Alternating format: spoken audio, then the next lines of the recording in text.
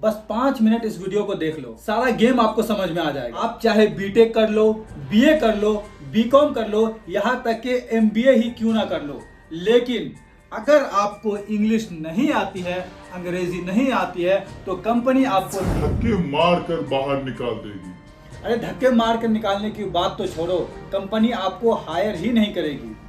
अब आप पूछो क्यों नहीं करेगी? क्योंकि कंपनी में आपको फॉरेनर्स से बात करनी होती है, बड़े बड़े स्टेक होल्डर क्लाइंट से बात करनी होती है, वो भी अंग्रेजी में। जब आप अंग्रेजी समझोगे ही नहीं, जब आप अंग्रेजी बोल ही नहीं सकते हो, तो फिर कंपनी आपको क्यों हायर करेगी? सीधी सी बात है, आपने जो भी डिग्रीज की है वो सब पानी में मिल जाएगा। फिर आप सर पर हाथ धर के रोओगे, पछताओगे कि क्यों कर ली मैंने ये डिग्रीज। इसलिए दोस्तों, आज के टाइम पे इंग्लिश सीखना बहुत ही जरूरी है। मैं भी बिहार से हूँ और पिछले 7 सालों से मल्टीनेशनल कंपनी में काम कर रहा हूँ। और पता है आपको इसके पीछे का राज क्या है? सिर्फ और सिर्फ अंग्रेजी। जब मैं बिहार का होकर अंग्रेजी में बात कर सकता हूं और मैं एक मल्टीनेशनल कंपनी में काम कर सकता हूं, तो फिर आप इंग्लिश क्यों नहीं सीख सकते हो? आप बड़े कंपनी में काम क्यों नहीं कर सकते हो?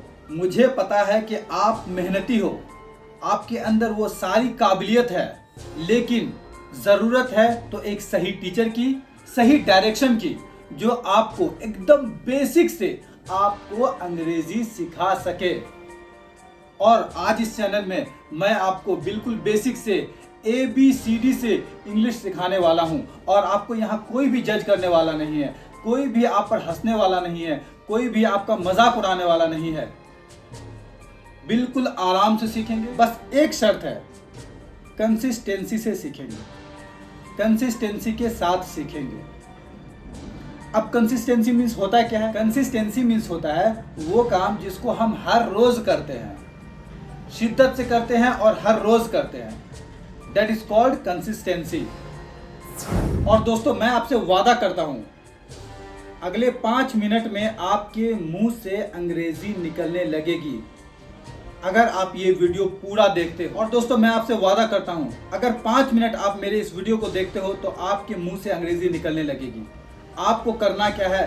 सिर्फ हर दिन 5 मिनट मेरे वीडियो को देखना है। मैं हर दिन आपके लिए नए नए वीडियोस लाऊंगा और बिल्कुल बेसिक से आपको सिखाऊंगा, बिल्कुल बेसिक से आपको सिखाऊंगा। और कुछ ही दिनों में आपको अंग्रेजी बोलने आने लगेगी, आपको अंग्रेजी पढ़ने आने लगेगी, आपको अंग्रेजी समझ में आने लगेगी। जैसा कि मैंने आपसे कहा था कि मैं आपको बिल्कुल बेसिक से अंग्रेजी सिखाने वाला हूं, तो आपको करना क्या है? नोटबुक और पेन लेकर बैठ जाना है। All right, here we go. जब 26 कंबाइंड एक साथ ए से लेकर जेड तक रहेगा तो दैट इज कॉल्ड अल्फाबेट्स। अब ये सेपरेट, ये सेपरेट, ये सेपरेट, अगर सेपरेट रहा तो दैट इज कॉल्ड लेटर। अब इसमें वॉवेल्स क्या क्या है? ए, ई, आई, ओ और यू, ये 5 जो है इसे हम कहते हैं वॉवेल्स। अब मैं ये आपको क्यों पढ़ा रहा हूँ? क्योंकि ये बिल्कुल बेस है। अगर आपका बेस ही मजबूत नहीं रहेगा तो आप आगे अंग्रेजी नहीं सीख पाओगे।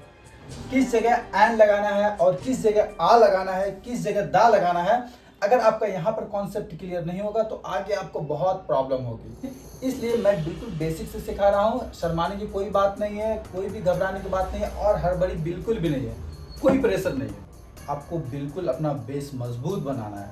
तो जैसे मैं पढ़ा रहा हूँ, जैसे समझा रहा हूँ, आप बिल्कुल उसे समझो और अपने एक नोटबुक में नोट कर लो। तो कॉन्सोनेंट्स कितने होते हैं? कॉन्सोनेंट्स होते हैं 21। ये 26 अल्फाबेट्स में से 5 क्या वॉवेल्स है और 21 कॉन्सोनेंट्स है। ओके, लेटर से बनता है वर्ड, वर्ड से बनता है सेंटेंस और सेंटेंस से बनता है स्पीच। एक से ज्यादा लेटर रहा तो वो बन जाता है वर्ड, एक से ज्यादा वर्ड रहा तो वो बन जाता है सेंटेंस, और एक से ज्यादा सेंटेंस रहा तो वो बन जाता है स्पीच। अभी आई क्या है? आई एक लेटर है। मैंने यहाँ लिखा सिर्फ आई। आई क्या है? एक लेटर है। आई के साथ मैं कुछ भी लिखता हूँ, एन लिखता है, तो ये क्या बन गया? अभी ये बन गया वर्ड। देखो, लेटर से ये क्या बन गया? वर्ड। अभी मैं इसके साथ एक और वर्ड ऐड कर देता हूँ, इंडिया, इन इंडिया। क्या हो गया? ये अभी ये हो गया, ये दोनों बन गया क्या? सेंटेंस बन गया। इन इंडिया मीन्स इंडिया में। ओके, एक लेटर मैं यहाँ और लिखता हूँ, आई, एक वर्ड और लिखता हूँ यहाँ, लिव। तो ये पूरा सेंटेंस बन गया आई लिव इन इंडिया। ये क्या बन गया? आई लिव इन इंडिया, एक सेंटेंस बन गया। एक प्रॉपर सेंटेंस, एक प्रॉपर वाक्य जिसका एक प्रॉपर मीनिंग हो। जैसे मैंने यहाँ पर लिखा आई लिव इन इंडिया, मैं इंडिया में रहता हूँ, एक प्रॉपर मीनिंग है, तो उसी को हम बोलते हैं सेंटेंस। हिंदी में उसको बोलते हैं वाक्य। India is a democratic country. I love my India.